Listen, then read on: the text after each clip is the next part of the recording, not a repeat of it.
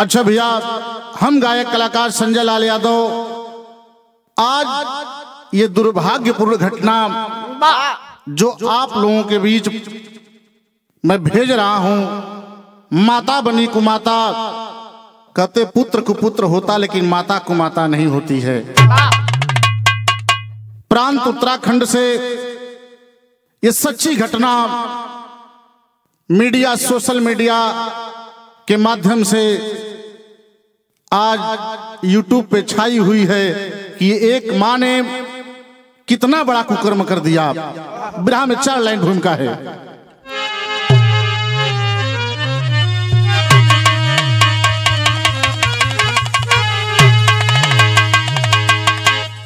ममता की क्षमता सदा सत्य होती, पथ में पुष्पों को हरदम बिछाती है माता। सदा दुख में जीती, हर दुख को है पीती, ममता की चादर ओढ़ाती है माता।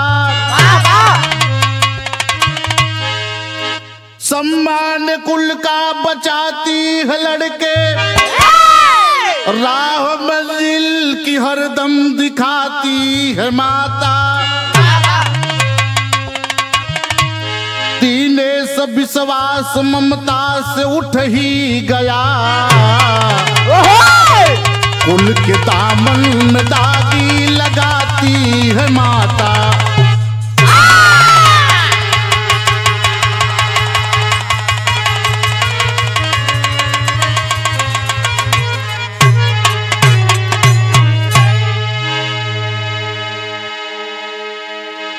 ममता की क्षमता सदा सत्य होती, पथ में पुष्पों को हरदम बिछाती है माता। सदा दुख में जीती, हर दुख को है पीती, ममता की चादर उड़ाती है माता। सम्मान कुल का बचाती है लड़के, राह मंजिल की हरदम दिखाती है माता। दिनेश विश्वास ममता से उठ ही गया, कुल के दामन में दागी लगाती है माता। यही से एक लाइन गजल का भाव लगल माट साहब।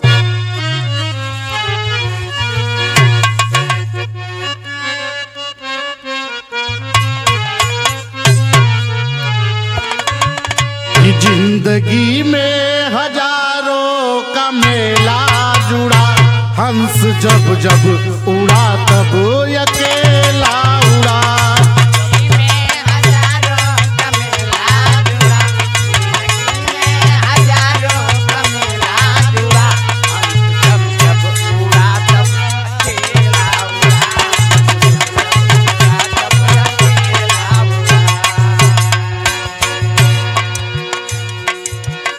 इससे बढ़िया सुंदर लाइन गाना के भाव में है का कि पाक दामन को हरदम बचाना सुनो, पाक दामन को हरदम बचाना सुनो, कुल के गौरव की बगिया सजाना सुनो।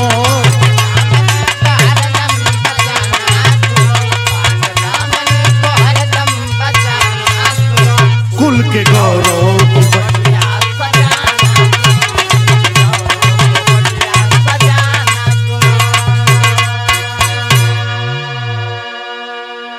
पाक दामन को हरदम बचाना सुनो, कुल के गौरव की बगिया सजाना सुनो।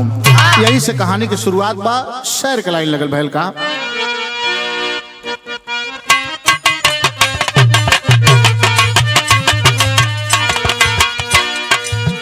मर्यादा रो रही है बाप की नजाकत से,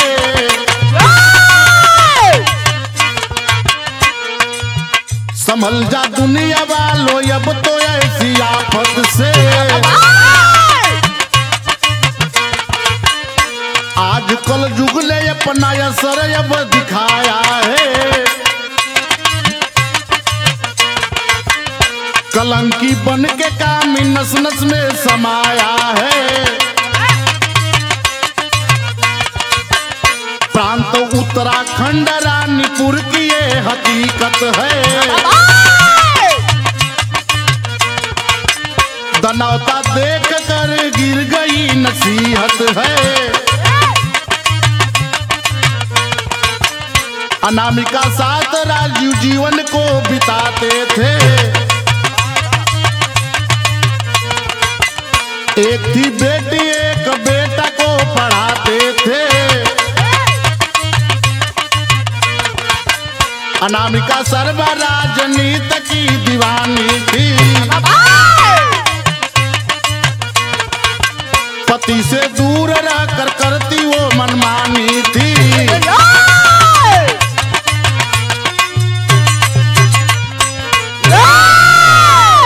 भैया ये कहानी प्रांत उत्तराखंड के जिला हरिद्वार से मिलल बा।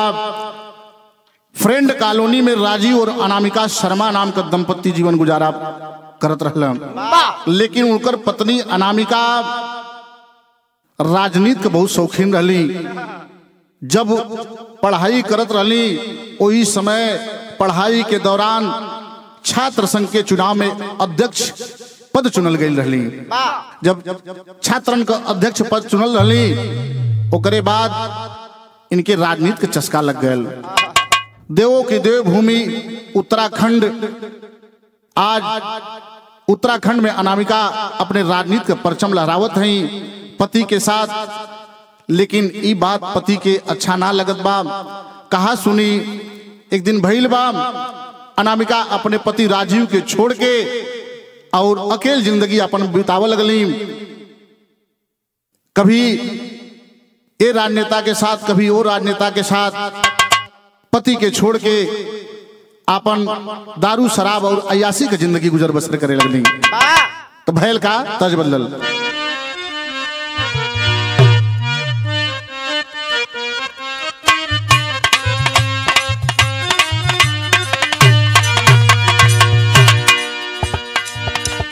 रतिया बलमुआ दिहले गारी तरकारी खातिर।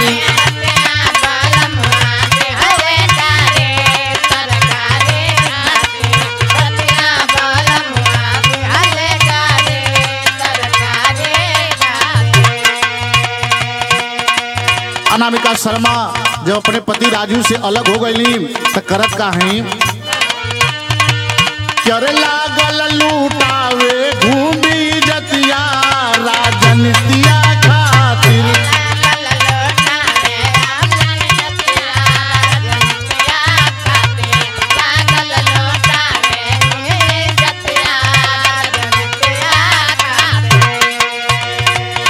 घूम घूम के ये यार के साथे वो यार के साथे अपन दिन बितावत यह और राजनीति में बड़का नेता बनत बा।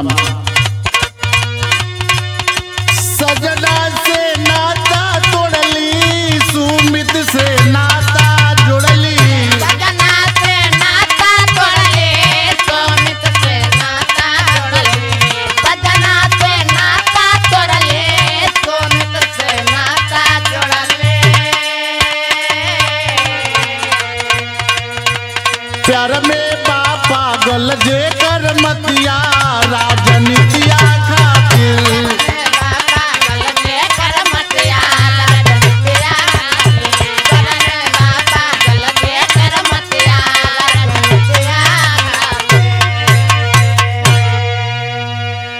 एक तरह से घूमत फिरत अनामिका मिश्रा का यारी सुमित पटवाल से हो गई। जब सुमित पटवाल से हो गई सुमित पटवा का दोस्त शुभम दोनों साथे रहे लगलम और अनामिका मिश्रा के वीआईपी गाड़ी में लेके जगह जगह घूमत हम। जब जगह जगह घूमत हम ये बात का चर्चा जब राजीव के पास कान तक पहुंचल बा तो राजीव के बड़ा दुख होत बा। कौने तरीके से सोचत हम बेचारे तज बदल गए।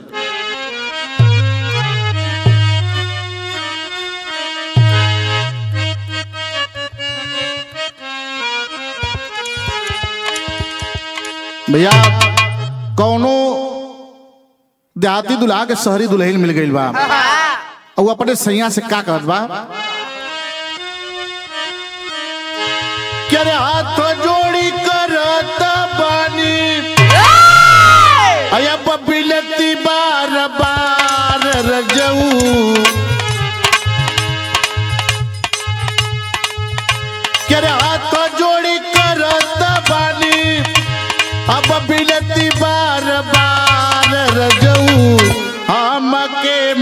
मंगाई हो देता, हमके मंगाई हो देता, सूट सलवार रजऊ। हमके मंगाई हो देता, सूट सलवार रजवा। हमके मंगाई हो देता, सूट सलवार रजवा। हमके मंगाई हो देता।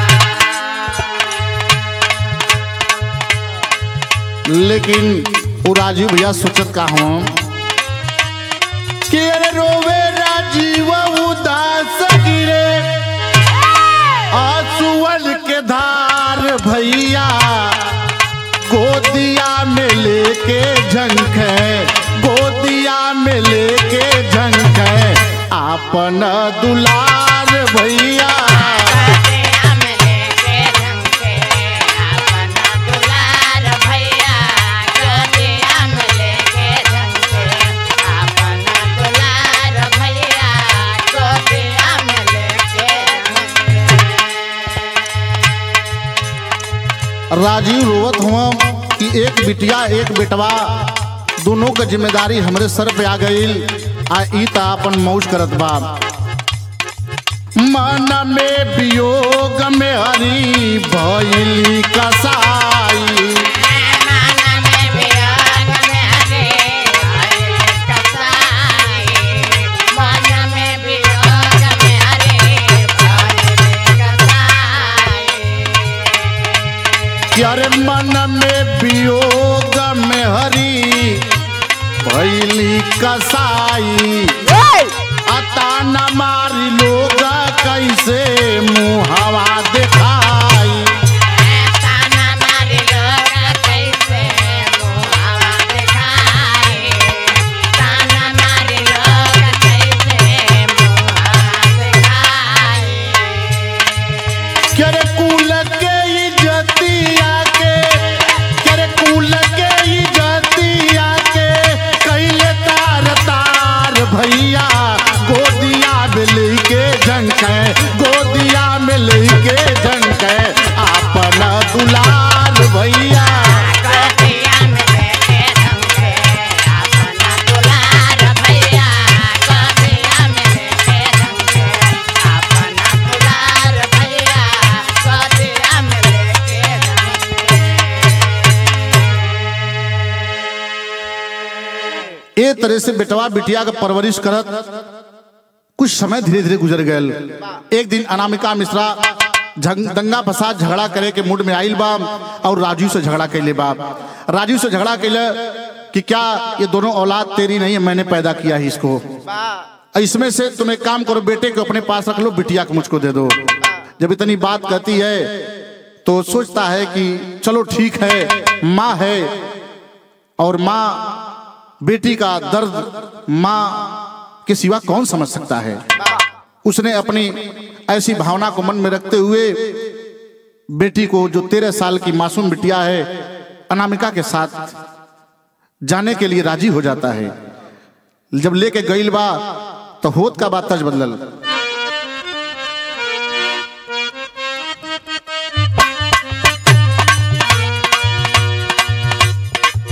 काली तेरी चोटी है परिंदा तेरा लाल में, काली तेरी चोटी है परिंदा तेरा लाल में, काली तेरी चोटी है परिंदा तेरा लाल में। रूप की हो रानी तू परिंदे को संभाली, रूप की है रानी तो परिंदे को संभाली, रूप की है रानी तो परिंदे को संभाली। काली तेरी चोटी है परिंदा तेरा लाल में, रूप की हो रानी तू परिंदे को संभाली। किसी मन चलेगा तुझ पे आ गया जो दिल होगी बड़ी मुश्किल।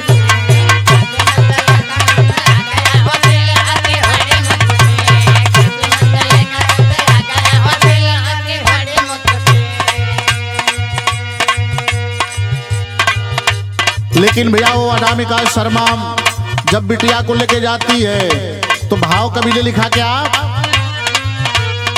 ले के कुमरिया के गईली पराई, कुमारिया के गईली पराई, कुमारिया के गईली पराई।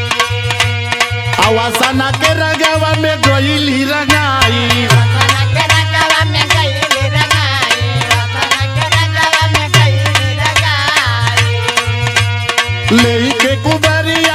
गईली पराई, वसना की रंगवा में गईली रंगाई, ममता का सगारी गिरावल दीवार बदकार बन के। ममता का सगारी गिरावल दीवार बदकार बन के, ममता का सगारी गिरावल दीवार बदकार बन के। वो 13 साल की मासूम बिटिया को लेकर जाती है लग्जरी गाड़ी में बैठा करके, और उसका फ्रेंड सुमित पटवा और शुभम गाड़ी में सवार थे और अपने गाड़ी ड्राइव कर रही थी। बिटिया को आगे से पीछे भेज देती है। दोनों दारू के नशे में उस बेटी के साथ छेड़खानी करना शुरू करते हैं। बेटी रोती है, गिड़गिड़ाती है, कहती है माँ इन अंकल को मना कर दो, मेरे साथ ये क्या कर रहे हैं। तो माँ कहती है अनामिका शर्मा कि बेटी ये सब तो करना पड़ेगा, अगर ऐसे कपड़े और ऐसी गाड़ियों में और ऐसे माहौल में रहना पड़ेगा तो ये सब करना पड़ेगा। करती क्या है कि साथे साथे होटल में ले के घुमावे, होटल में लेके घुमावे, साथे साथे होटल में लेके घुमावे। देह व्यापार जब बेटी से करावे, व्यापार जब बेटी से करावे, देह व्यापार जब बेटी से करावे। माई के जलिया में बिटिया लाचार बदकार बनी के। माई के गलिया में बिटिया लाचार बदकार बन के, माई के गलिया में बिटिया लाचार बदकार बन के।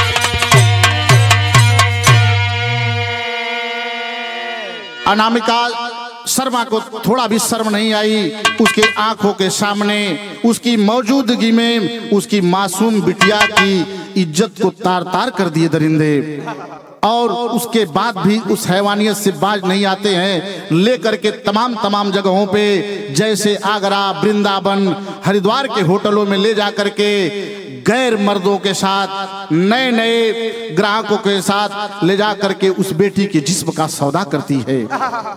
ऐसी भी मां। और ये अनामिका मिश्रा भारतीय जनता पार्टी की युवा मोर्चा की जिला अध्यक्ष भी थी। ऐसे कुकृत्य को करती है। ये अनामिका मिश्रा की पहचान बहुत बड़ी है भारतीय जनता पार्टी में। कई ऐसे नामचीन नेताओं के साथ, जैसे गृह मंत्री अमित शाह के साथ फोटो, और भाजपा के दिग्गज नेताओं के साथ इसकी पैठ बताई जाती बाबूजी। और ये ऐसा कुकृत्य करती है। जब ऐसा कुकृत्य करती है, टेरी के भाव लगल।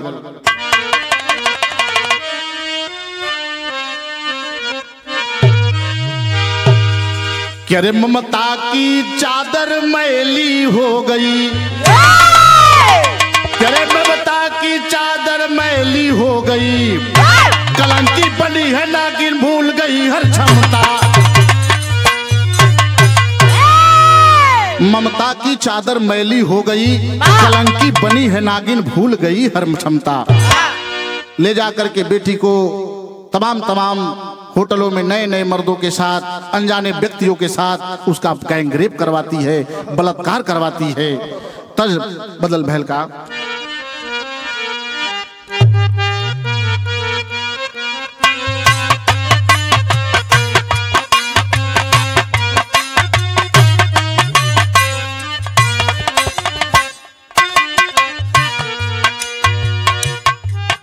कि कहली कि ये बंदर कूद जा जमुनावा में, कूद जा जमुनावा में, मनला न कहना हमार हो। कि कर मेरा सरिया डर के घूमता मादरिया हो लेके, घूमता मादरिया हो लेके, खात बाड़ा डंडावन के मार हो। लेकिन इस दृश्य को देख करके, उस बिटिया की दशा को देख करके कवि ने क्या लाइन लिख दिया। बिटिया लाचार भैली, रोई था कि हार गईली, रोई था कि हार गईली, सहे विपतिया के मार हो। माई से जोड़े हथवा, माई से जोड़े हथवा, पहुआ पे पटके मथवा, पहुआ पे पटके मथवा, नर कैलू जिंदगी हमारे हो। वो बिटिया कहती है, माँ क्या तुमने मुझको जिस दिन जन्म दिया अगर उसी दिन मेरा गर्दन दबा देती माँ तो आज मैं इतनी सासत नहीं सहती माँ। मेरा क्या कसूर है माँ, मेरा क्या कसूर है। हाथ जोड़ती है लेकिन वो कसाई माँ अनामिका शर्मा माँ कहने में शर्म आ रही है। कहती क्या है, नारी कथतियाई है कमाल दौलतियाई है, कमाल दौलतियाई है, मानी जईबू कहना हमार हो। ढेरयाना कानी करबू बिना रे मऊतिया मरबू, बिना रे मऊतिया मरबू, कोई नहीं बिली मददगार हो। कहती है कि ये तुम्हारे पास जो चीज है एक खजाना का रास्ता है, दौलत का रास्ता है। इस खजाने और दौलत के माध्यम से मैं राजनीति में बहुत बड़ी पदवी पा जाऊंगी। मेरी बात को मान लो, अगर ज्यादा तुम ना नुकर अगर किया तो मेरी पहुंच इतनी बड़ी है, तुम्हें और तुम्हारे बाप को मैं जान से मरवा दूंगी। मेरी बात हर कीमत पे तुझे माननी पड़ेगी, क्योंकि अनामिका मिश्रा का जो धौस था, वर्तमान सरकार थी भारतीय जनता पार्टी की, वहां के मुख्यमंत्री पुष्कर सिंह धामी, मैं उनका दोष नहीं दे रहा हूं, लेकिन उनसे भी इसकी जान पहचान बताई जाती है अनामिका शर्मा की। पपट महालोगर भैल का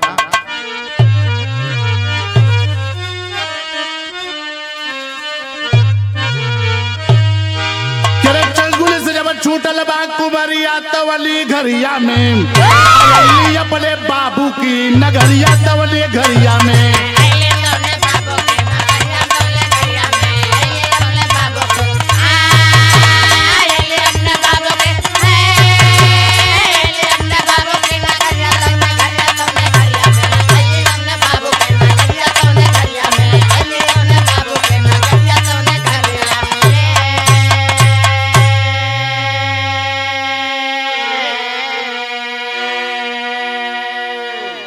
इसके पहले कई बार अनामिका शर्मा बेटी को ले जाती थी और ला करके छोड़ देती थी, लेकिन अब की बार जब बेटी को लेकर गई, तकरीबन 2 महीने बाद जब किसी तरह से बेटी घर आती है और आ करके वो मासूम बच्ची गुमसुम रहने लगती है। जो बिटिया कभी चहचहा करके अपने बाबू राजीव शर्मा से बात करती थी, आज वो बेटी अपने पिता के शक्ल को भी देखना पसंद नहीं करती थी। पिताजी बार बार पूछने के बाद कि बेटी तुम तो पहले ऐसा तुम्हारा व्यवहार नहीं था, आखिरकार तुम्हारे साथ क्या ऐसा हुआ कि तुम एकाएक बदल गई।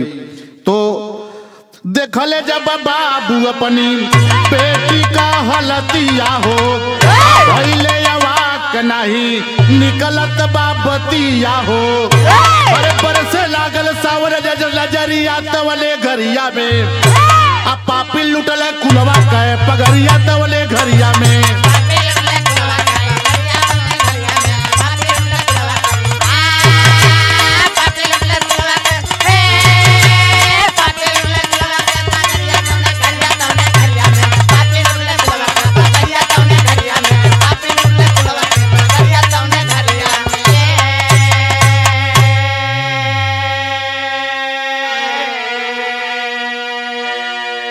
जब इतनी बात पूछने के बाद वो बिटिया रो करके बाबू को अपने सीने से लिपट करके रो रो करके सारी हालात को बयां करती है कि बाबूजी वो मेरी माँ नहीं है जिसके साथ आप विश्वास में छोड़ दिए थे, वो तो रोज अन्य अन्य लोगों के साथ तमाम होटलों में घूमती फिरती रहती है, बिस्तर गर्म करती है, और जब उसका मन नहीं माना तो मेरे से भी तमाम लोगों से ऐसा धंधा करवाना शुरू कर दी।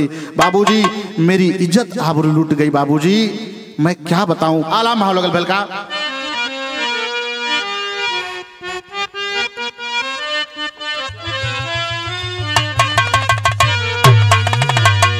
कि पूत कपूत होला माई ना कुमाई भैया,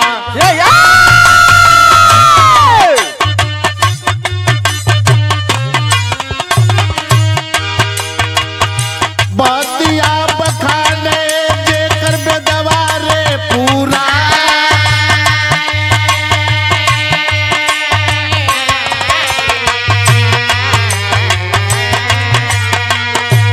माई के यचारावा में अमृत कधरवा भैया,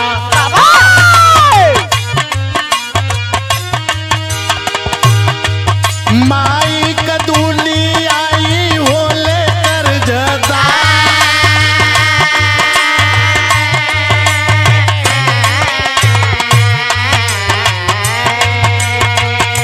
रोई रोई बेटी कहे माई के करनिया भैया,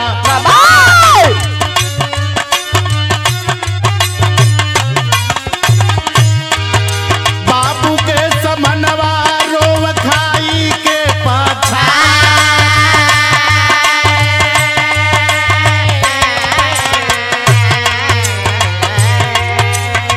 माई कुलचली बाबू धर्म बाबा बिगाड़ी हो दिहली,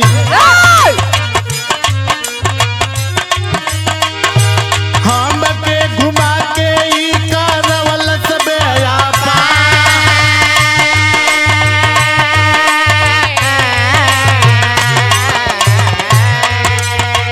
सोनी के राजीव का तब फाटत बाट छतिया भैया,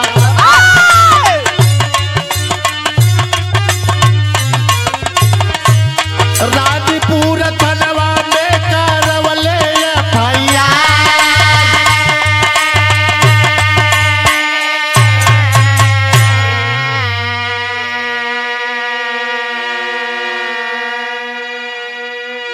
पूत कपूत लेकिन माता को माता ना होले, माई का कर्जा दुनिया में केहू ना भर पौल, लेकिन बार अनामिका शर्मा कितना बड़ा जघन्य अपराध कर देती है, खुद की औलाद के साथ, खुद की बेटी के साथ इतना बड़ा कुकर्म करवा देती है।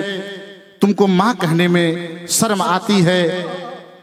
ये बात अपने पिता से जब वो मासूम बिटिया 13 साल की छोटी बिटिया जब बताती है कि बाबूजी माई हमके जगह जगह घुमा के अलग अलग जगह पे तमाम होटल पे ले जाके कमरा बुक करके अपने दूसरे कमरा में हमके दूसरे कमरा में अनजान व्यक्ति के साथ छोड़ देते रहल, बाबूजी हमरे साथ बहुत बहुत गलत काम भल बाबूजी। जब इतनी बात राजू सुन लो उनके पैर के तले से जमीन खिसक गई। अरे बाप रे बाप, वो बाप कौन होगा जिसकी बेटी के साथ ऐसा कुकर्म हो। बाप की तो जैसे लग रहा था कि दुनिया ही खत्म हो गई।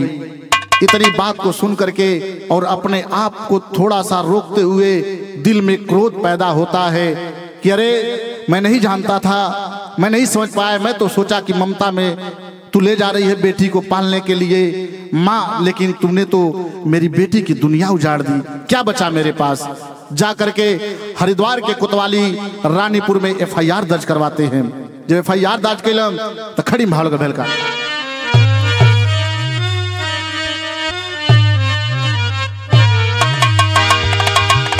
अरे कैसे केहू बाई पर भरोसा करी, माई बेटी साथे ऐसन जब धोखवा करी।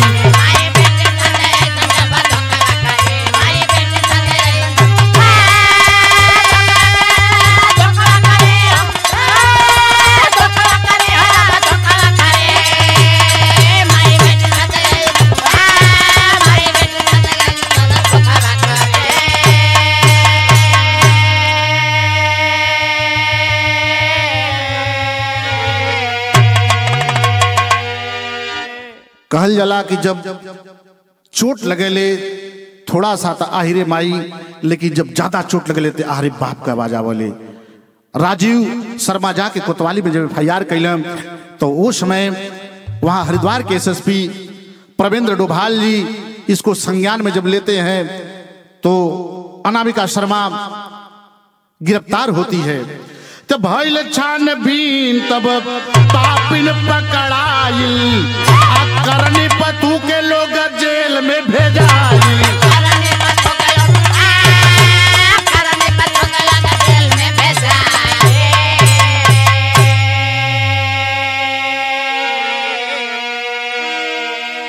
भइल छानबीन तब पापिन पकड़ाइल, करनी पथू के लोग जेल में भेजाइल।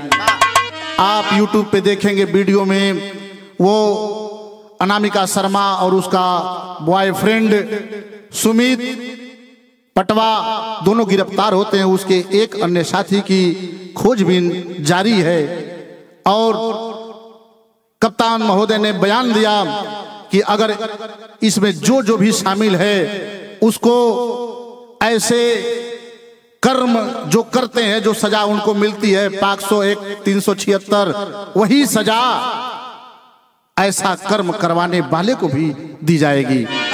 तो भैल का क्या रे भइल छानबीन तब पापिन पकड़ाइल, करनी पथू के लोग जेल में भेजाइल।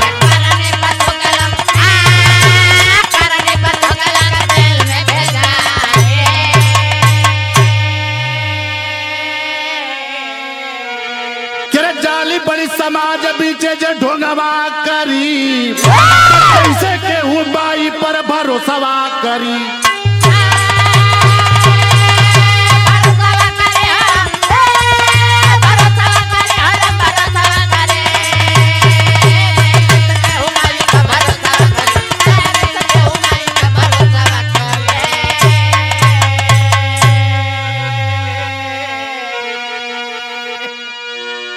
अच्छा भैया, गाने के माध्यम से वर्तमान प्रशासन, वर्तमान SSP जी को बहुत बहुत धन्यवाद मुस्तैदी दिखाते हुए अपराधियों को जेल भेजने का काम किए। तो दरगाही बच्चा सिंह महाराज चौहारी,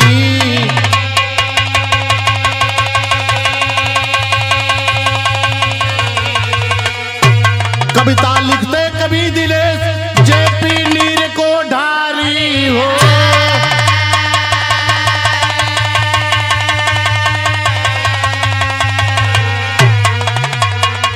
कि ममता की चादर मैली हो गई, ममता की चादर मैली हो गई। तो यादव संजय लाल भोजा भजन में रमता